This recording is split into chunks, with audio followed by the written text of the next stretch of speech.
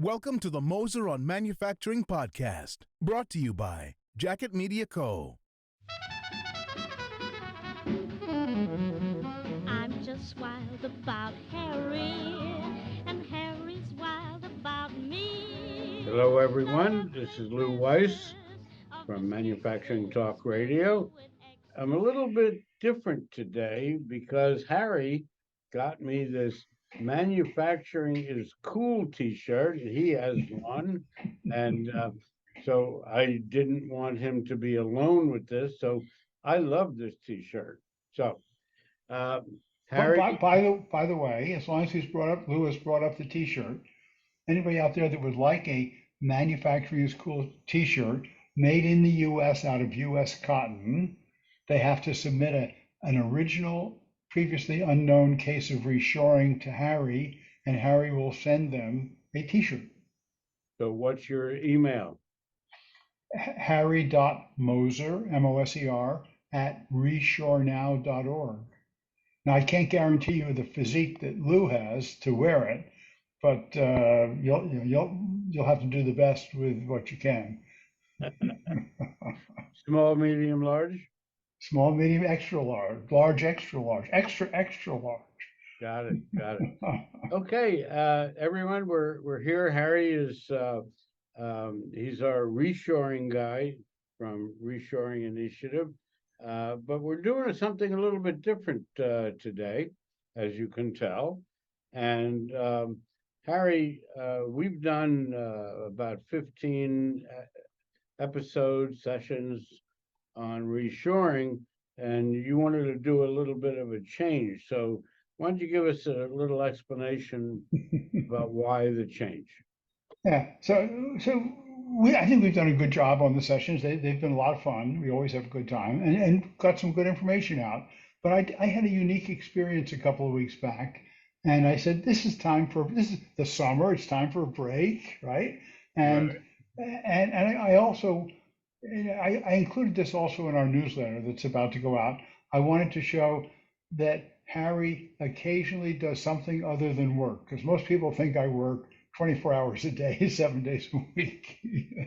And I don't. I only work 10 hours a day, 7 days a week.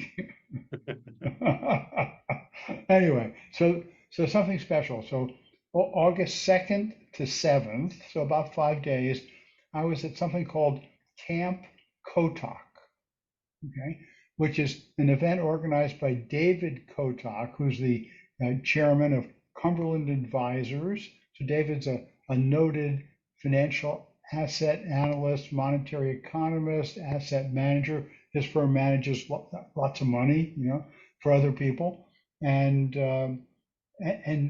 he puts this event on. It takes place each summer for 1 week or 5 days at Leans Lodge in Grand Lake Stream, Maine, which was very convenient for me because I'm in Maine to start with for the summer. So I said, sounds like fun. So I went to Camp Kotok. So what does fishing and reshoring have to do with one another? So fishing, first there were about 43 people there, so a goodly number of people. And fishing is an excuse to attend, and otherwise it's just another conference, so to speak. So I fished for 3 days, mostly cloudy, occasionally sunny, got enough rain. So I had to go out and buy a waterproof jacket and waterproof pants and waterproof shoes and all that kind of stuff because we're out with no cover. And we'd fish in the morning and then gather on the shore. And the guide, each canoe we were in had a guide. The guides would cook the fish for lunch. Then we'd fish again in the afternoon, have excellent dinners that night.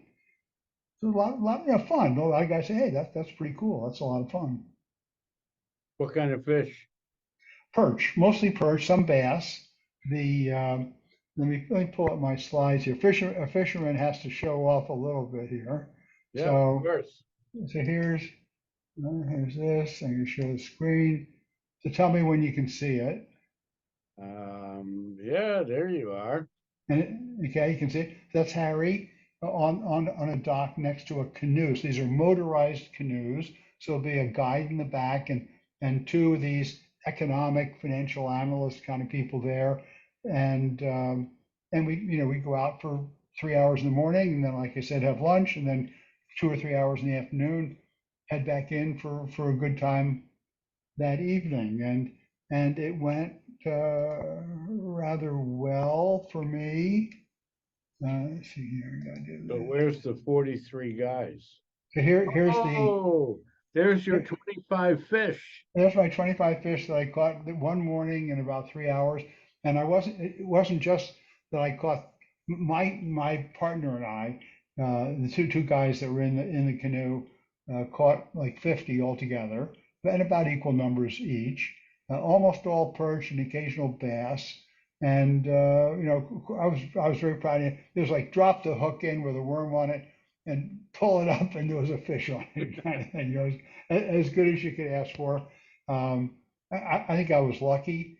I had some experience back when I was a kid, when I was 10, 15.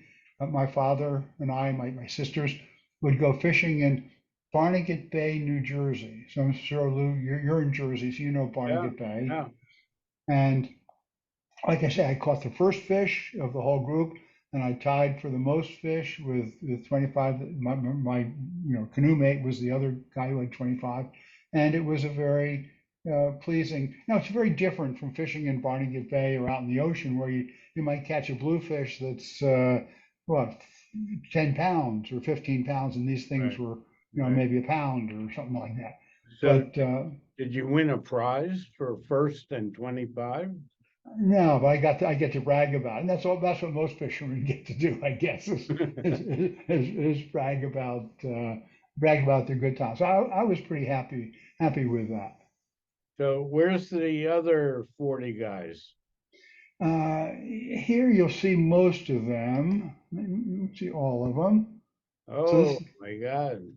Okay, and they weren't all guys. As you can see up here in front, there's 2, 3, 4 ladies, and well-known people. These people are financial analysts, asset managers, like billions of dollars under management. People that might be good enough even for a guy with the wealth that Lou Weiss has, and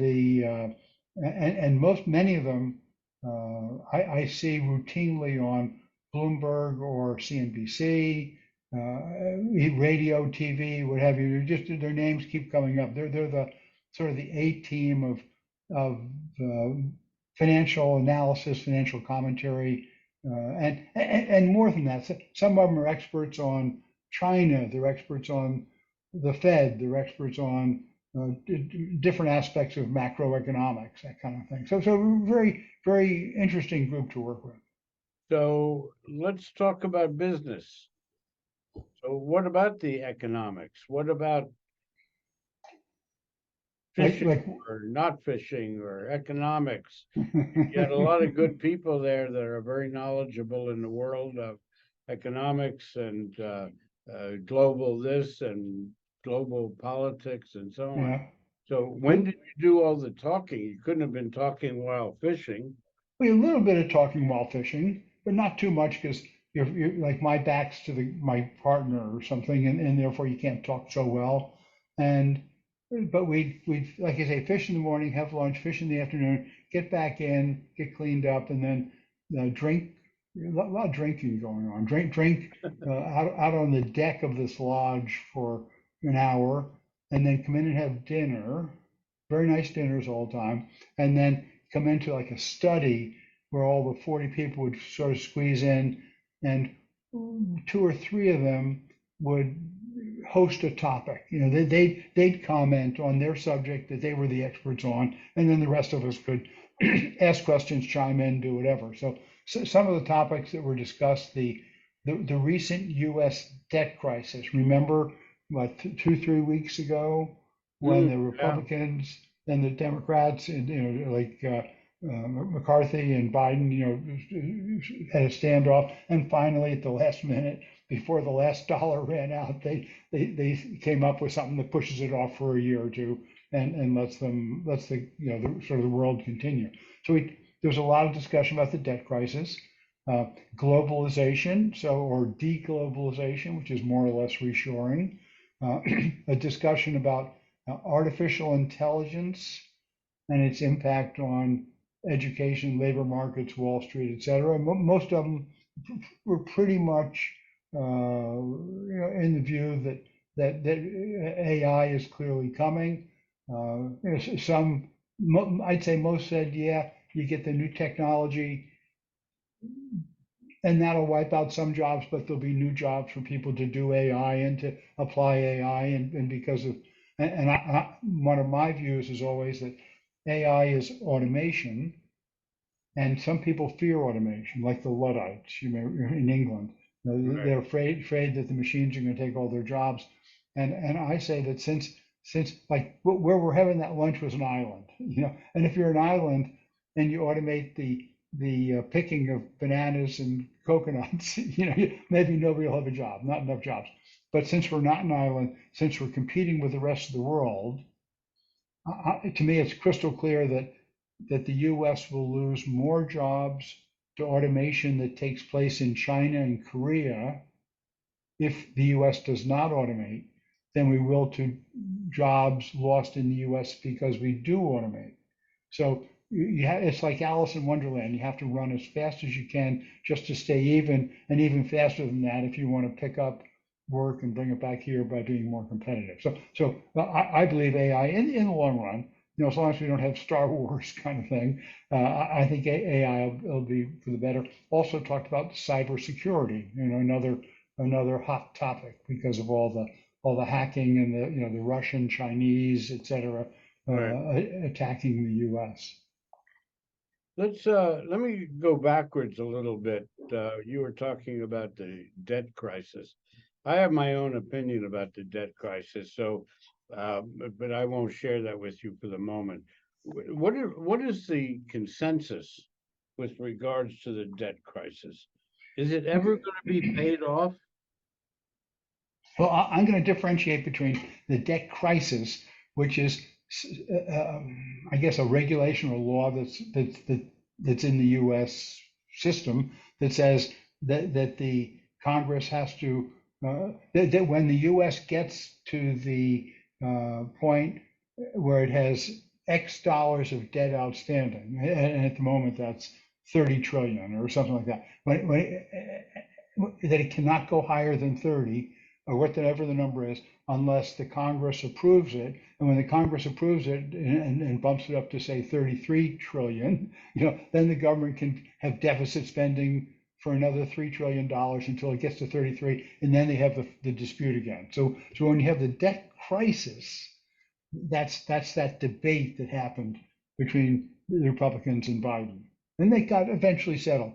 But this David Kotok, who puts on this camp, who organizes the camp, he writes a couple of newsletters a week that I get, and maybe 4 weeks ago,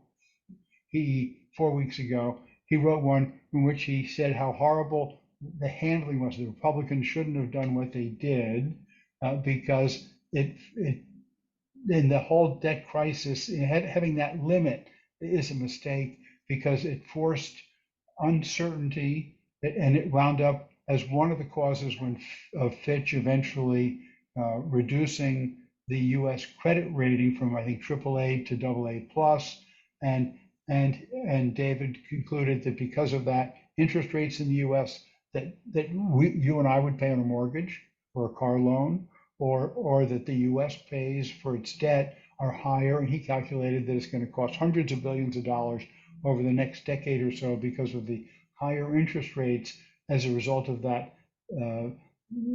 unreliable, unprofessional negotiation that cast doubt on the credibility of the U.S. dollar and the U.S. willingness to pay its debts. Now, when David put that out in his newsletter, and I responded to it and said, yeah, I agree, your calculations, I'm sure they're correct, but the underlying problem is that the deficit is too big, that the debt's too big, and many top economists have concluded that as the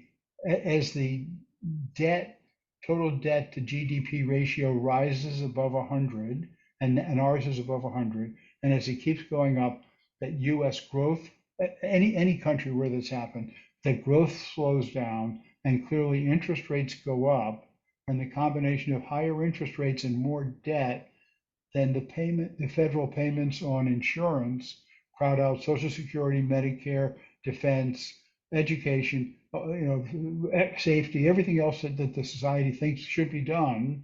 Eventually, you can't do because you're spending all your money on the interest on the debt. So I said, instead of saying how bad it was that the Republicans tried to do something about it, instead get together and let's do something about it. Let's analyze how much more interest it's costing us because we let the debt go up so much, and deal with the underlying problem. Because I'm convinced that I mean, right now we have budget deficits for the United States of $1 trillion, $2 trillion a year, and the amount was just raised by about $1 trillion. And as that keeps going up, eventually we're spending our kids and our grandchildren's money, and that's a mistake. So let me ask you, Harry, because I have my own, and I'm not an economist. I know a lot of stuff sometimes. Is this debt ever going to be paid off? My belief, before you answer, is no. We're never paying the 30 trillion off. It's going to go to 35 trillion, 40 trillion. It's never going to be paid off. Your comments. Well, first, if you don't pay it off, then you have to pay the interest on it. And also, second, it's not just the 30 trillion. I've read several very well informed writers' articles that say that the total debt in the US, the combination of the actual debt and the unfunded liability on Social Security and Medicare, and the state unfunded pension liabilities, like in New Jersey, and many other states, that you add all those together, and it's $200 trillion.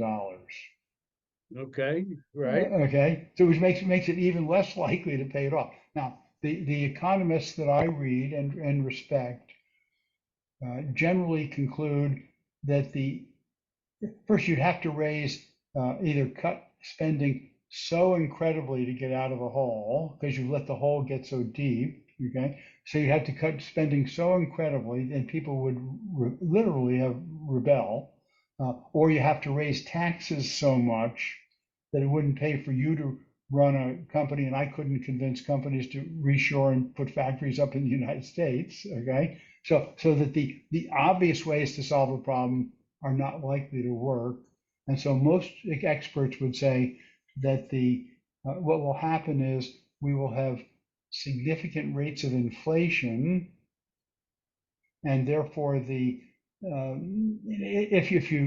if prices get doubled, so you've got 100% inflation, you get maybe twice as much money available in revenue from taxes, and the debt doesn't rise as fast, and therefore you pay the debt off with inflated dollars. And the debtor and the creditor, I guess, the one who's holding the debt, well, they're just screwed because in effect, they're going to get back 30 cents on the dollar because those cents won't be worth what they were when they loaned the money to the government. So basically, you're saying it's never going to get paid off. It's going to get paid off, but with like I say, with 30 cents on a dollar, if you allow for the effective inflation. Doesn't sound great. No, I mean, it doesn't sound like you ought to be holding a lot of government bonds, at least not long-term government bonds. Although right. Interest rates are 4 or 5% now, so not too bad, not too shabby. But those higher interest rates are raising the cost of interest to the government, which is making the deficit even bigger and therefore the debt bigger. So with regards to the group in front of us, yeah. Who else was there? Yeah, so I'm not allowed to name who they were. other than Wow. David Kotok, who's got his name on the thing, and Harry Moser, because they operate under something called Chatham House rules, which means uh, anybody who's attend, you may not name individuals who are there. You especially may not say Bill said that and Sue said that and John said this other thing, but you can make general comments, but without attributing them to specific individuals. Okay. But just to give you a feel for the people, we had a former Federal Reserve Bank president, numerous of these asset managers, people with billions of dollars they're managing for other people, maybe themselves, a lot of PhD economists, and national economic market and geopolitical experts, the kind that I see or hear routinely on CNBC, Bloomberg, places like that, Fox Business, senior executives at government agencies and banks, several leading podcast hosts, and I hope that some of them will allow me to add them to the visibility I already received with you, Lou. Thank you. Thank you. I'll be happy to go, but I'm not going to fish. Not my thing. So why did you attend? At first, it sounded like fun. I do work too much, and it was good to break that up a little bit. But mainly to get the reshoring message out to nationally influential leaders and advisors. These people, they sort of heard of uh, they've heard of reduction in globalization, but they don't really know how that's happening. They certainly don't know that reshoring or localization is economically feasible for most companies, but also to learn from them. These are really smart guys, really clever. The things they knew about, they knew so much more than I did that I was able to learn a lot. There was some interest in reshoring, some not at all. They couldn't care less because these aren't manufacturing people. These are financial, mostly financial, economic kind of people. Okay. Uh, but maybe 20% of them had pretty strong interest and say, Harry, keep in touch. I'd like to hear more. And I was pretty happy with that. Well, maybe going forward, Harry, you can grab a couple of these guys. They're smart. We're smart. You're smart.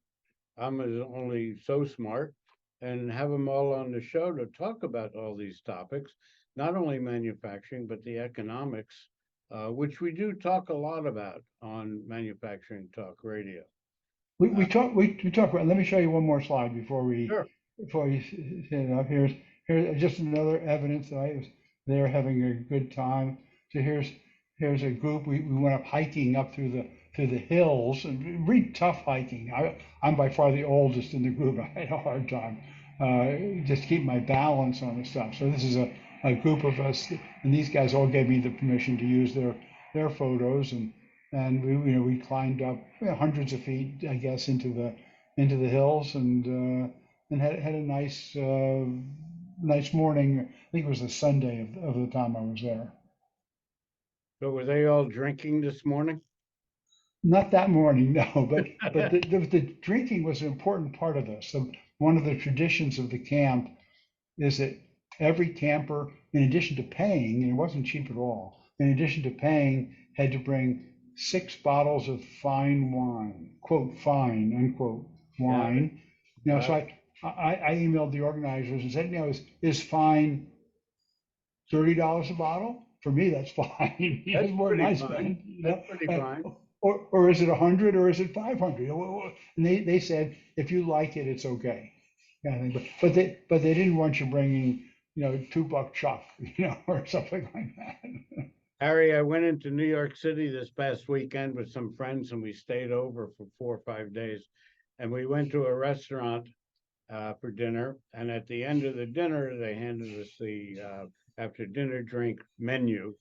And there it was, Louis the 13th, $500 for 2 ounces. $500 for 2 ounces, huh? I didn't drink. So, Louis, that is a brandy or a Yes. brandy? Okay, yeah. Yeah. You're not getting me for $500 for 2. But you could have ordered 1 ounce, and that would have been $275. All right. So that's a little bit more expensive than the 2 ounces. Harry, this is great. I open it up to you if you would like to talk to some of your folks there, if they would like to join you and I on Mhm. a show to talk about the things that you talked about when you were half inebriated. But I'd be happy to have you all on. So, any final words, Harry, before I wrap this up? So those of you who are in manufacturing, uh, either making it or selling manufactured products, the Reshoring Initiative can help you as a company make smarter decisions about where to source, help you see that 20 or 30% of what you're importing is more profitably sourced in the US. And if you're selling to manufacturers, selling components, machine parts, forgings, anything like that, then we can help provide the tools to help you convince your customers that they'd be more profitable if they bought from you instead of continuing to import. So if you need help, harry.moser@reshorenow.org. Website is reshorenow.org. One last point. Last night, I happened to listen to the Republican debate, and I don't remember who, but somebody said something about reshoring. And I'm not sure if they were for or against. So that I being think they were all more or less these days. Any politician has to at least give lip service to bring jobs back to the United States. Trump talked about it. Obama, Trump, Biden have all talked about it. But Biden spent hundreds of billions of dollars on it. right, But I think maybe is it Tim Scott, yes, the African American? He's the one that I didn't hear the whole thing, but I heard him talk most articulately on the subject of bringing manufacturing back. yes, he did. Yes, he Yeah. did. Harry, great show. Glad to see that you drink in the morning. Doesn't make you a bad person. And we'll see you next month. Something else we could talk about, Lou, when there's another debate, we could get the transcripts of the debate and we could discuss the positions of each of the candidates. We can do that. We can That'd do be sort of fun, huh? even though we have made it a rule not to talk politics, but I'm willing to break that rule. Or we just talk about the economics of their discussion, not the politics of their discussion. Well, we'll see what happens. Okay. Anyway, All bye, right. bye, everybody. Bye, Lou. It was Bye, fun. bye, bye. Thank Yeah. you. Thank you, everybody who's in the photographs. Take care. Bye, bye. I'm just wild about Harry, and Harry